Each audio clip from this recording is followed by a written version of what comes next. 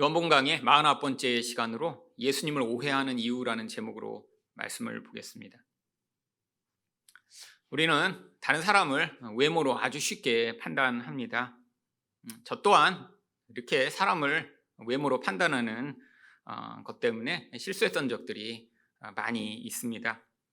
예전에 제가 섬겼던 교회 바로 옆에 아주 큰 빌라가 있었습니다. 이상하게 이렇게 비싼 땅인데 강남역 한복판에 있는 그 땅에 낮은 2층 빌라가 있었고 엄청나게 넓은 주차장이 있는 그런 빌라였습니다. 가끔씩 아침에 출근을 하다 보면 어떤 허름한 할아버지가 그 빌라 주변에 청소를 하고 계신 걸 자주 봤습니다. 여름이면 러닝만 입고 청소를 하시고요. 평소에도 아주 허름한 옷을 입고 청소를 하셔서 저는 그분이 그 빌라 이제 관리인이라고 이제 확신을 하고 있었습니다. 그런데 알고 보니까 그분이 그 빌라 주인이시더군요. 근데 단순히 그 빌라 주인만이 아니라 그 강남역 일대에 수천억 원대 땅을 소유하고 계신, 사실 강남 일대에서 가장 부자 중에 한 분이 바로 그분이시라고 하더라고요. 옛날에 원래 농사를 지으셨는데 그 땅을 팔지 않고 계속 가지고 계시다가 그렇게 수천억대 부자가 되셨다라고 합니다. 제가 그것을 알고 나니까 그분을 바라보는 눈이 달라졌습니다. 그 이후에도 자주 마주쳤는데 그때마다 야, 저분 수천억대 부자시지, 이런 눈으로 바라보게 되더군요. 사실 그 사람이 누군지 알지 못한 채로 그 사람에 대해서 우리가 판단하고 결정하는 경우가 얼마나 많이 있나요? 이렇게 사람에 대해서도 외모로 판단해서 실수하고 오해하는 경우도 많지만, 이 인간이 하나님을 판단하고 하나님이 누구신지 안다는 건 사실 불가능에 가깝습니다. 바로 그 대표적인 예가 오늘 48절에 나옵니다. 유대인들이 대답하여 이르되 우리가 너를 사마리아 사람이라 또는 귀신이 들렸다 하는 말이 옳지 아니하냐? 지금 이 유대인들이 예수님을 판단하고 있는 이 판단을 보면 인간이 하나님을 판단하는 이 판단이 얼마나 왜곡된 것인가 알 수 있습니다. 사실 인간은 하나님이 누구신지 직접 만날 수 없어서, 사실 하나님이 이 인간의 모습을 가지고 이 땅에 오셨는데 이 인간의 인식에서는 바로 이 예수님은 절대로 하나님일 수 없기 때문에 심지어는 귀신 들린 자라고까지 이야기하게 되는 그런 오해를 하게 된 것이죠. 그렇다면 사람들이 예수님을 오해하는 이유는 무엇인가요? 첫 번째로 예수님이 하나님의 뜻만을 행하기 때문입니다. 49절 말씀을 보겠습니다. 예수께서 대답하시되 나는 귀신 들린 것이 아니라 오직 내 아버지를 공경함이거늘 너희가 나를 무시하는도다. 사람들은 예수님을 귀신 들린 자라고 이야기했습니다. 왜 귀신 들린 자라고 이야기를 했을까요? 바로 예수님이 자기들이 생각하는 그냥 평범한 인간이 아니고 너무나 독특하고 너무나 이상해서 이해할 수 없는 존재인데, 이 예수님이 귀신을 쫓아내시기 때문에 그를 그 귀신과 한 무리로 묶어 귀신 들린 자라고 평가한 것이죠.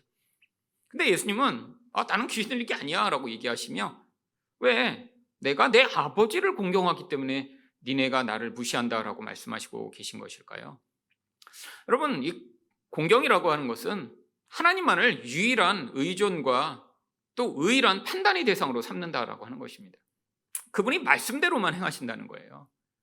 하나님을 공경하시기 때문에 예수님은 하나님의 뜻에 따라서만 행하시는 분이십니다. 그런데 이 하나님의 뜻이라는 것이 인간이 생각하고 인간이 뜻하는 것과는 늘 충돌하게 되어 있죠. 만약에 예수님이 사람들이 좋아하는 일을 하셨다면 이렇게 귀신 들린 자로 여김을 받지 않으셨을 것입니다. 사람들이 인기를 얻고 권력자들에게는 아첨하며 많은 사람들이 좋아할 만한 일만 하셨다면 아마 이런 대우를 받지 않으셨겠죠. 그런데 도대체 예수님이 하나님을 공경하여 그분의 뜻에 따라 행하신 그 하나님의 뜻이 무엇인가요? 51절에 그 내용이 나옵니다. 진실로 진실로 너희에게 이르노니 사람이 내 말을 지키면 영원히 죽음을 보지 아니하리라. 결국 죽을 수밖에 없는 이 인간들에게 영생을 주시고자 하는 이 하나님 뜻을 위해 예수님이 이 땅에 오셔서 사실 그것과 관계된 일을 하고 계시다라고 하는 것이죠. 여러분, 예수님이 귀신을 쫓아내신 것, 이것도 사실은 이 하나님만을 공경하기 때문에 그분의 뜻에 따르시고자 귀신을 쫓아내신 것입니다. 여러분, 이게 영생과 관련된 문제이기 때문에 예수님이 귀신을 쫓아내신 것이지, 예수님이 단순히 귀신을 쫓아내셔서 고통하는 한두 사람 구원하시고 또 예수님이 자신의 능력을 보이시기 위해 이런 일을 행하신 것이 아니시죠. 여러분, 이 영생에 관심이 없는 자들은 사실 예수님이 귀신을 쫓아내신 건 이해를 할 수 없습니다. 근데 도대체 영생과 이 귀신을 쫓아내신 것이 무슨 관련이 있는 것일까요?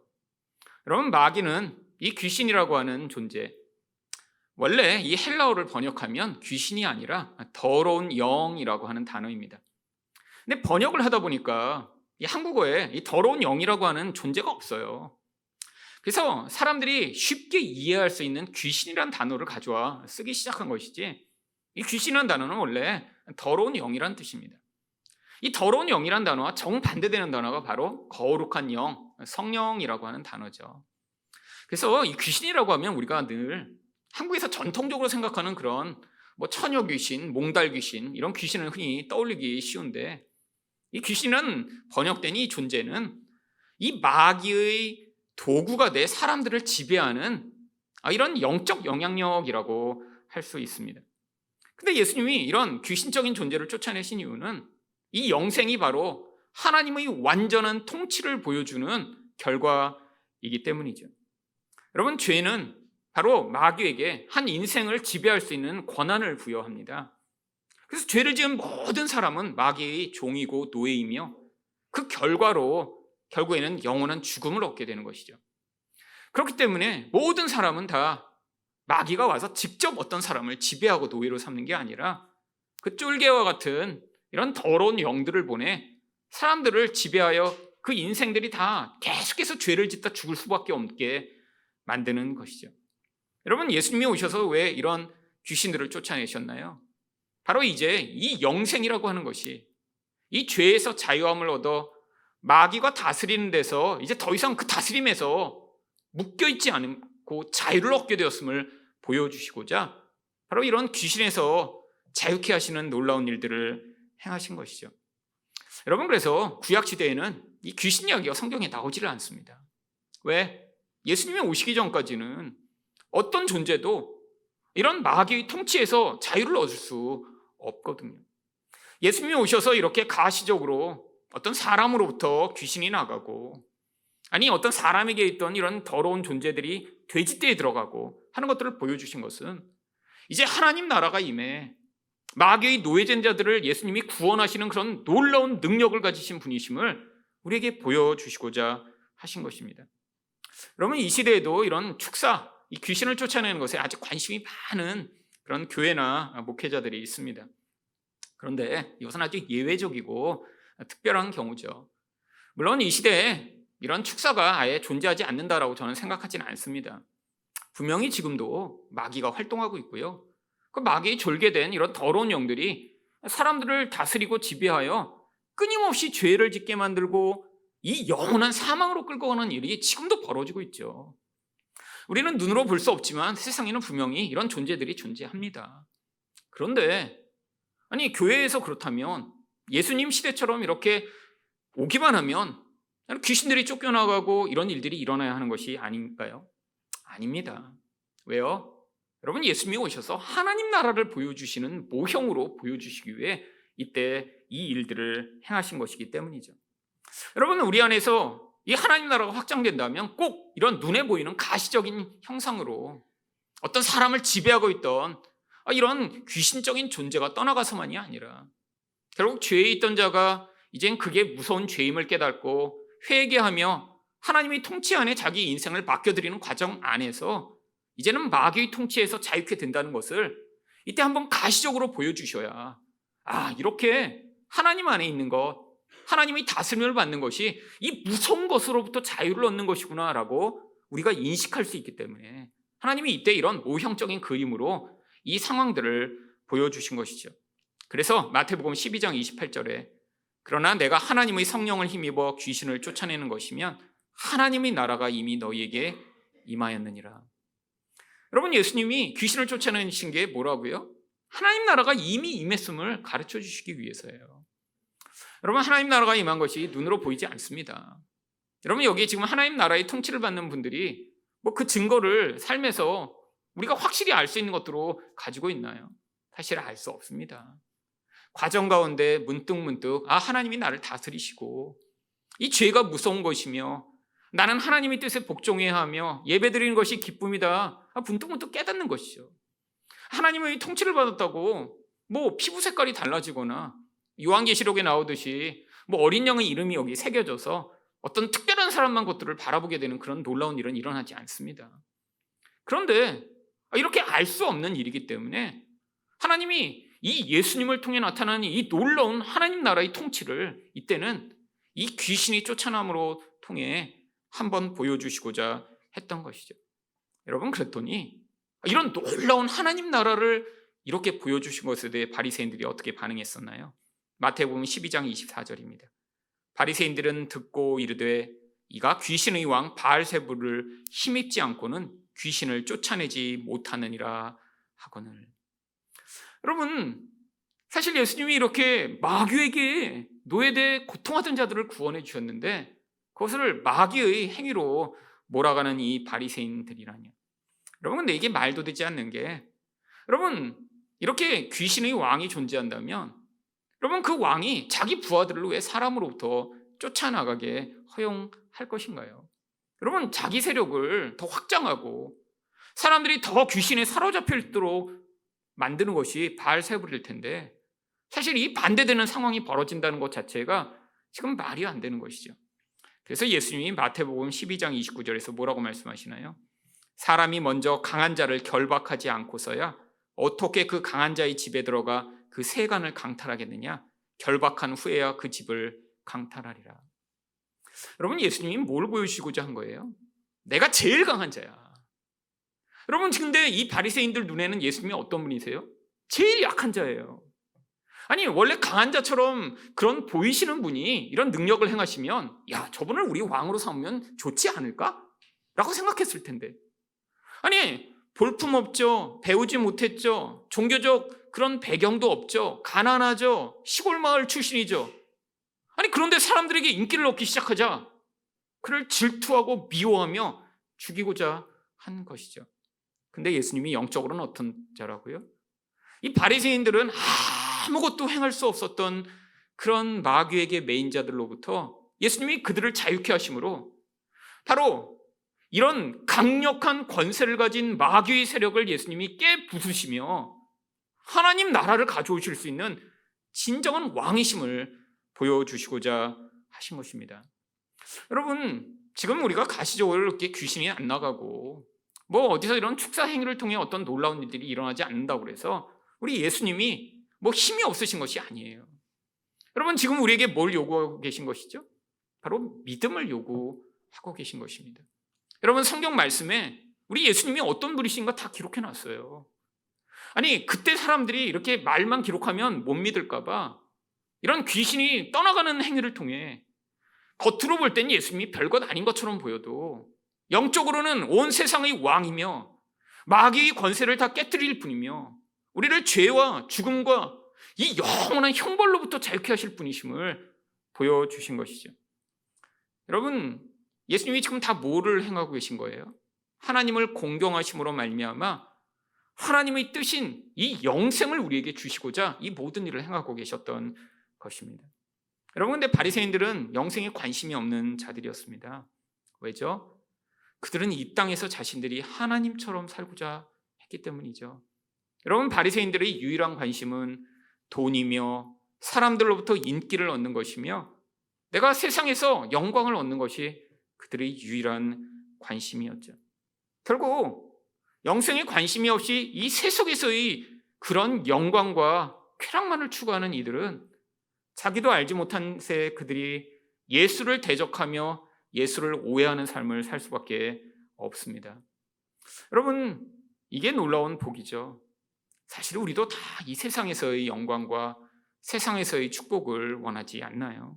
근데 하나님이 이런 우리들 사이에 정말 하나님 나라를 향한 마음을 불어 넣어주시고 영생에 대한 열망을 우리 안에 문득문득 열망하게 하시며 결국 이 세상 속에서도 하나님을 사랑하며 이런 눈에 볼 때 별 유익이 없는 것처럼 보이는 예수를 사랑하는 마음을 우리 마음에 갖게 하신다는 것 자체가 바로 우리가 이런 무지와 오해로부터 놀라운 은혜로 말미암아 자유를 얻어가고 있는 증거입니다.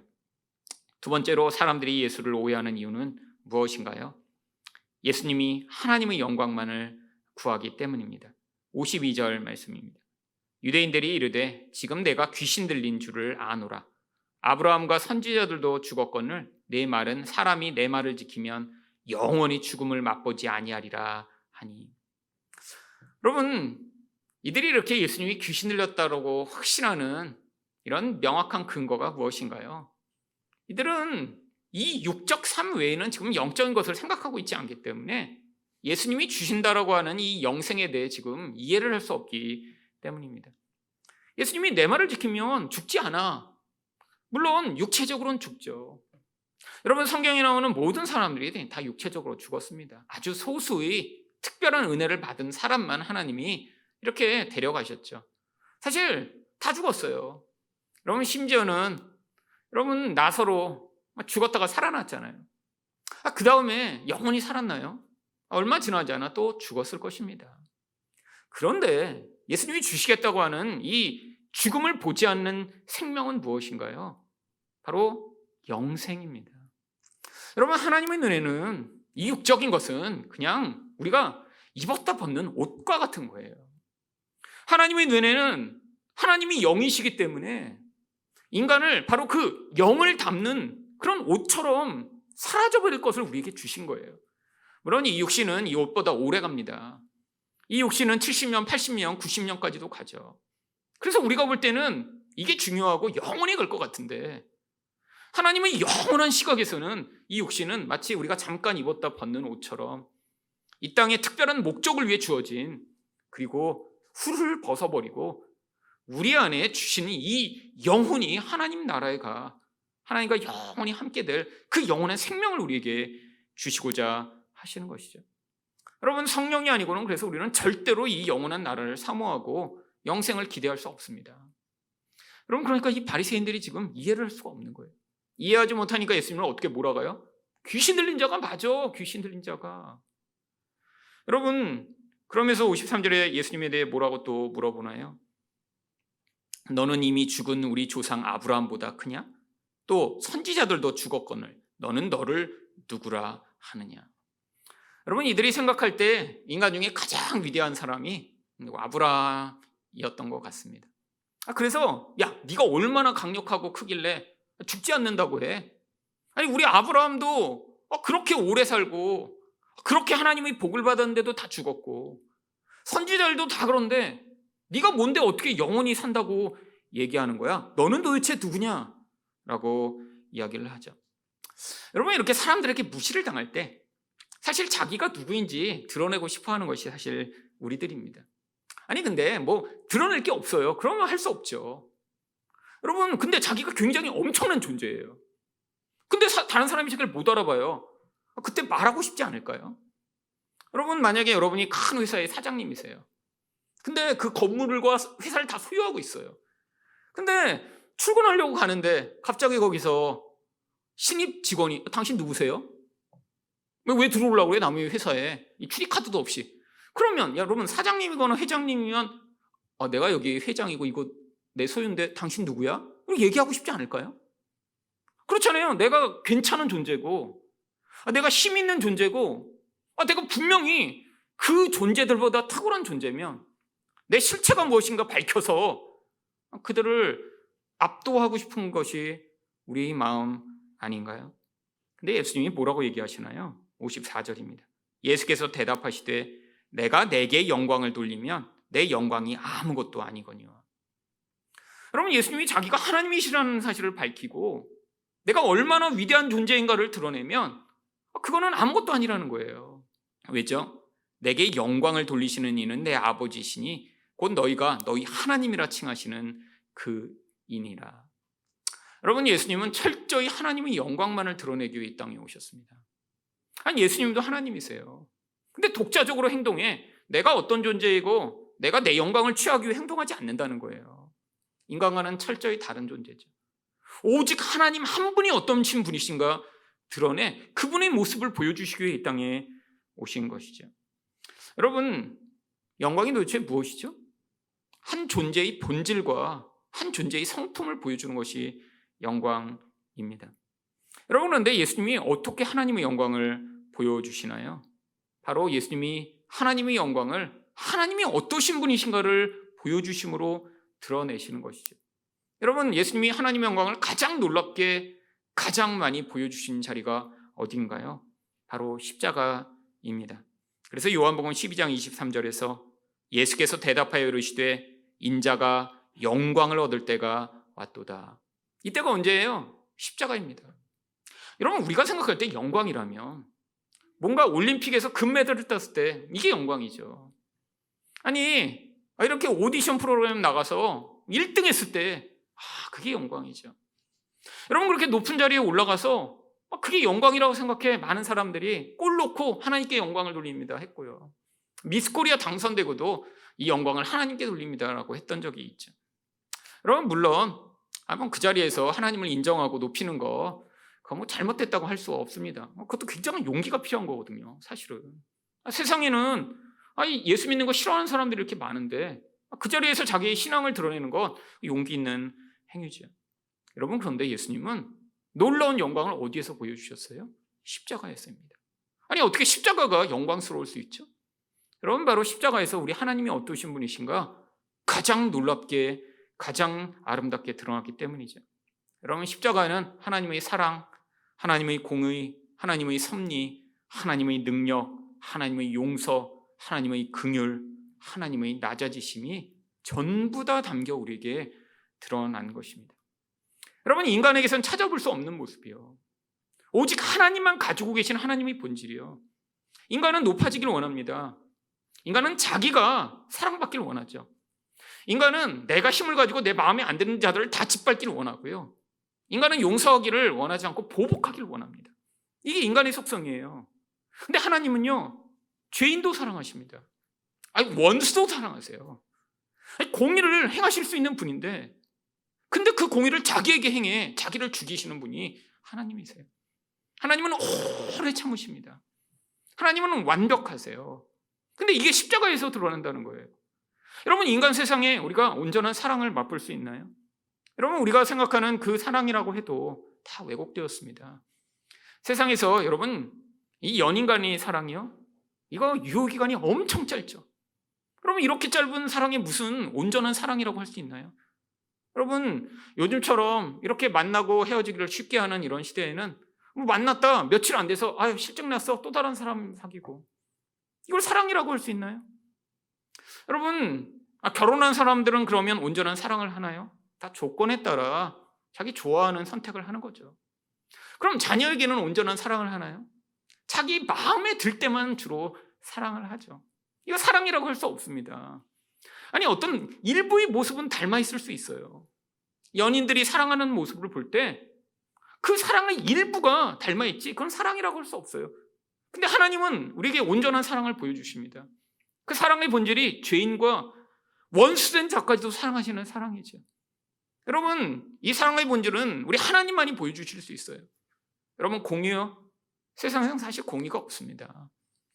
여러분, 세상에 이 공의가 없기 때문에 여러분, 이 세상을 보면 우리가 분노하는 것 아닌가요? 여러분, 어떤 사람들은 죄를 져도 그 죄에 대한 대가를 치르지 않습니다. 우리가 볼 때 여러분 너무 답답할 때가 많아요. 여러분, 하나님은 그렇지 않으세요. 하나님은 외모만이 아니라 인간의 내면과 동기까지도 다 파악하시는 분이세요. 하나도 하나님의 시선에서 벗어날 수 있는 존재가 없어요.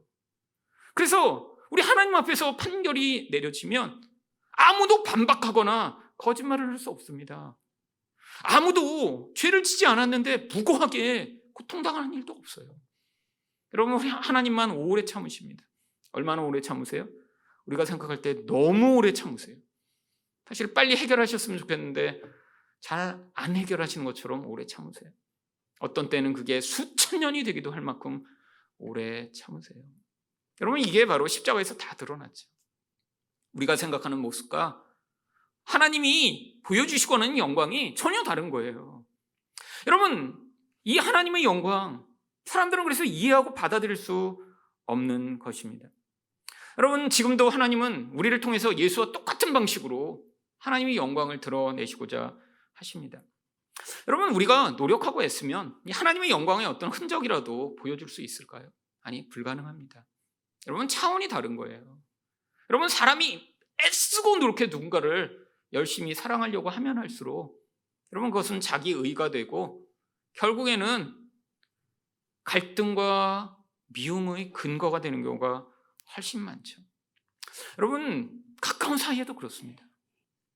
여러분, 인간은 여기서 벗어날 수 없어요. 여러분, 이런 사랑에서 누군가 하나님의 사랑을 보게 될까요? 아니요. 여러분, 그래서 누군가 어떤 사람이 계속해서 잘해준다. 여러분, 사실 그럼 인간은 부담을 느낍니다. 세상에선 그런 사람 없거든요. 여러분, 모르는 사람이 잘해준다? 거의 대부분 그럼 사기꾼입니다. 여러분, 세상에 그런 사람 없어요. 모르는 사람이 어떻게 잘해줘요? 사기를 칠 목적으로만 잘해줄 수밖에 없습니다. 여러분, 근데 하나님의 사랑은 그렇지 않아요. 여러분, 우리 안에 이 하나님의 사랑이 나타나기 위해 그래서 무슨 일이 필요한가요? 원래부터 사랑이 많고 원래부터 친절하고 원래부터 성품이 좋은 사람이 이런 사랑을 하게 되는 것이 아닙니다. 한계가 있어요. 한계가.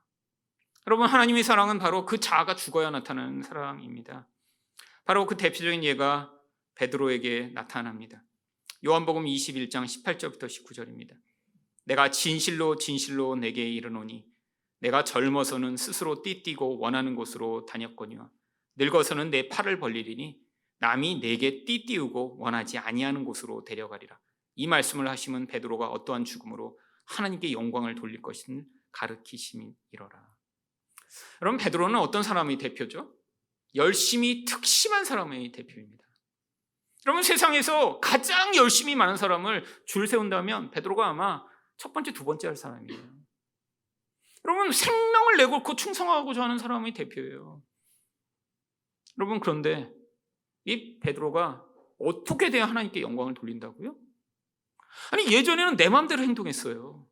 그 내 마음대로도 대부분 예수님을 향한 열심이었습니다.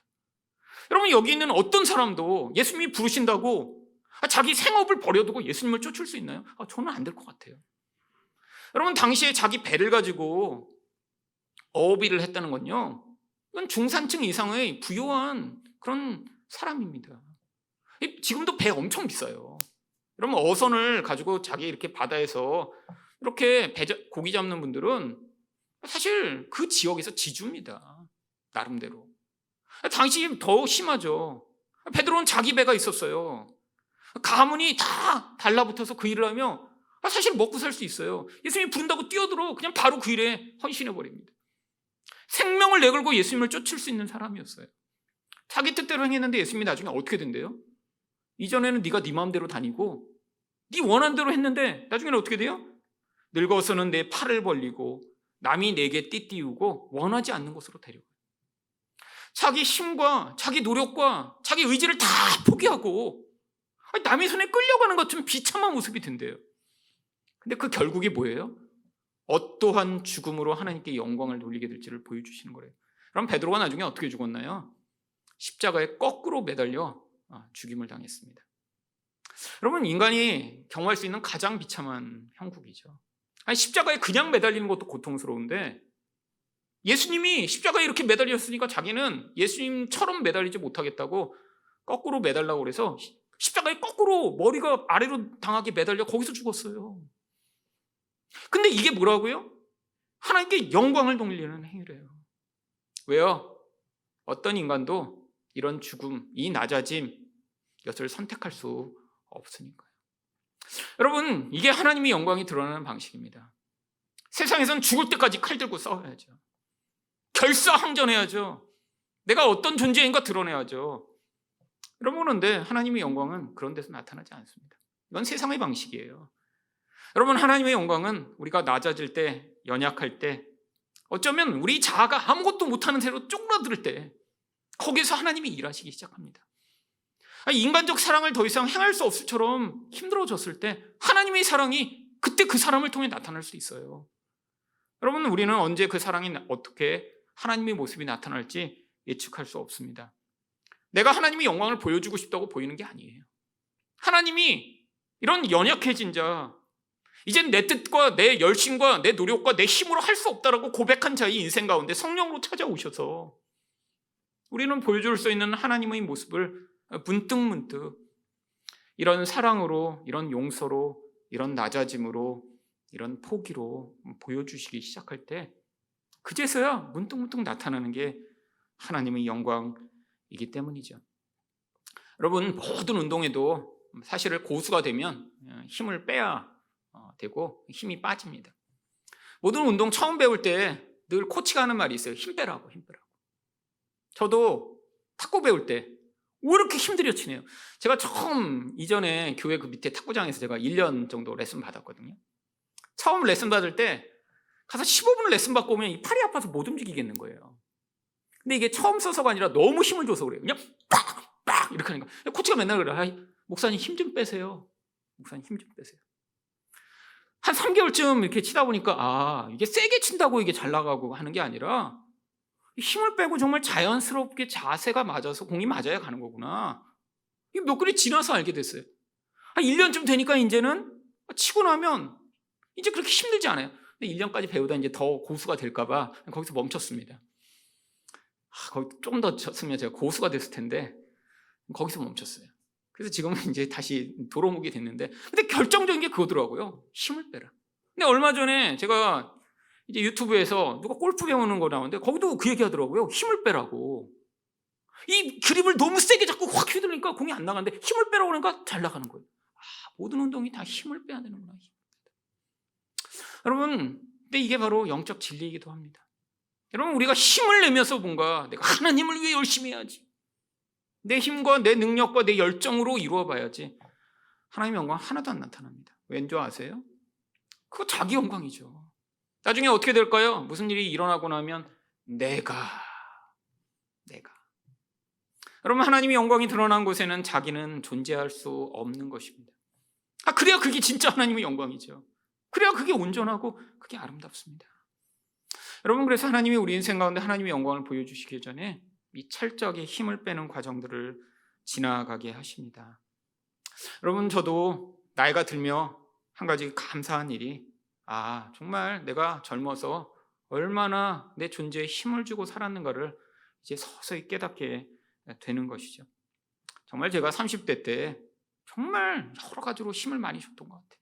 아니, 진짜 세상적 힘도 하나도 없으면서, 그러니까 생각만으로 나는 성실해, 나는 남보다 더 기도 많이 해, 나는 이런 존재야. 그걸 가지고 나를 판단하고 다른 사람을 판단하며 늘 불안과 늘 비교의식과 늘 고통 속에 시달렸죠. 여러분, 근데 저도 나이 들고 이전보다 힘이 많이 빠진 것 같아요. 그래서 옛날과 같은 그런 생각으로 나를 판단하지도 않고 다른 사람을 바라보며 평가하지도 않으며 정말 하나님의 은혜가 아니고는 아무것도 불가능하구나라는 사실을 점점 고백하게 됩니다. 여러분, 이게 바로 하나님의 영광을 드러내는 길입니다. 세상은 이런 영광 원하지 않죠. 자기가 드러나길 원하니까. 바리새인들이 이렇게 예수님을 죽이고 싶도록 미워했던 이유도 그들의 영광이 지금 가려지고 있어서 그래요. 사람들이 그들이 아니라 이제는 예수님을 저분 대단한데 라고 예수님을 인정하고 높이기 시작하면서 거기에서 지금 분노하고 미움이 가득해진 것이죠. 여러분, 이 오해의 근거 여기서 벗어나야 합니다. 여러분, 이 어두운 가운데 이들은 결국 어떤 평가를 받나요? 55절입니다. 너희는 그를 알지 못하되 나는 아노니 만일 내가 알지 못한다 하면 나도 너희같이 거짓말쟁이가 되리라. 나는 그를 알고 또 그의 말씀을 지키노라.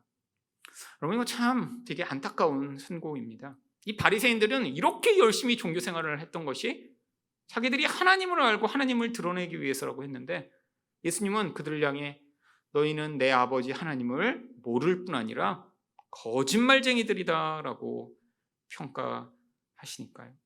그리고 예수님이 56절 또 57절에서 뭐라고 말씀하시나요? 너희 조상 아브라함은 나이 때 볼 것을 즐거워하다 보고 기뻐하였느니라. 유대인들이 이르되 내가 아직 50세도 못 되었는데 아브라함을 보았느냐? 결국 예수님이 말씀하시는 이 영적 진리에 대해 지금 깨닫지 못한 자들은 예수님이 말마다 지금 계속해서 육적인 차원으로 이야기를 합니다. 지금 아브라함이 보기를 원했던 때는 무엇인가요? 바로 하나님이 약속하신 구원이 일어나는 때, 이 메시아가 오셔서 사람들이 죄에서 자유함을 얻는 때, 마귀의 통치에 지배를 당해 벗어나지 못하던 자들이 구원을 얻는 바로 그때, 지금을 얘기하는 것이고, 사실 아브라함이 하나님께 받았던 모든 축복은 바로 이때로부터 시작되는 것인데, 사람들은 야, 아브라함 죽은 지 지금 2000년 됐는데 네가 아브라함을 봤어? 라고 여전히 반응하고 있죠. 예수님이 견디다 못해 내가 하나님이야 이렇게는 말씀 안 하셨지만 뭐라고 하셨나요? 58절입니다. 예수께서 이르시되 진실로 진실로 너희에게 이르노니 아브라함이 나기 전부터 내가 있느니라. 결국 자기의 존재를 조금 드러내셨어요. 조금. 여러분, 여기 내가 있다라고 하는 표현은 뭐 영어로는 그냥 I am입니다. 근데 이게 바로 구약에 나오는 하나님의 이름이에요. 여러분, 모세가 하나님께 하나님, 이스라엘 백성들한테 하나님을 뭐라고 소개할까요? 당신의 이름이 뭐세요? 라고 물어봤을 때 하나님이 뭐라고 말씀하셨나요? 에흐에아 쉐레흐에라고. 지금 우리가 여호와라고 부르는 자기 이름을 이야기하십니다. 근데 이걸 영어로 뭐라고 번역해요? I am who I am. 사실 I am who까지는 내가 무엇이다라는, 나는 무엇이다, 이게 사실 주어 동사고요. 뒤에 나오는 I am이 하나님의 이름입니다. 번역하자면 여기 나온 대로 내가 항상 존재한다, 이 뜻이에요. 예수님이 지금 간접적으로 자신이 하나님이심을 지금 보여주신 거예요. 여러분, 이걸 아는 자들은 어떻게 반응합니까? 59절입니다.